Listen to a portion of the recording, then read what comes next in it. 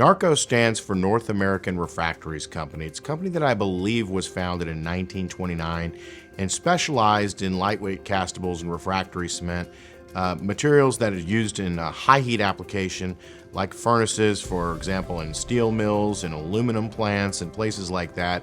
This is a product that more often than not would be found in like a heavy industrial area with very, very high temperatures being used to melt sand into glass, be used for in the process of melting steel or making aluminum or those kinds of high temp applications. Narco filed for bankruptcy in about 2002, and the trust came online in 2013, so that's an example of when a trust takes too long to start paying the victims of asbestos exposure.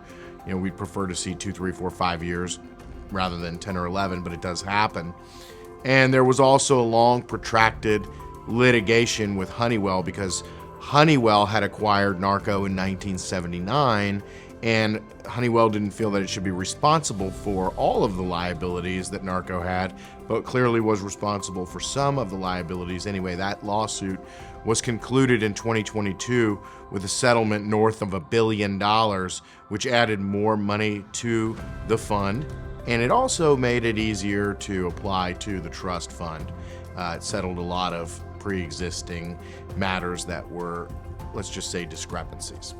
If you or a loved one were exposed to products manufactured by Narco, such as refractory cement, fire brick, and products like that, you really should take a look on Miso Fund at the different products that Narco made.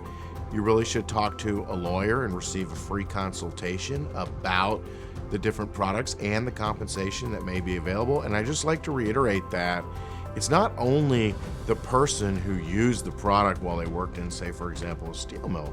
Their loved one who they lived with at home may have come in contact with the asbestos fibers from hugging, from doing laundry, from riding in the family car, from being in the family home. And so there may be secondary exposure on a wife or a son or a daughter, for example, and it may be something that you, the person who's been diagnosed with mesothelioma, would never even think of or never become aware of without speaking to an attorney.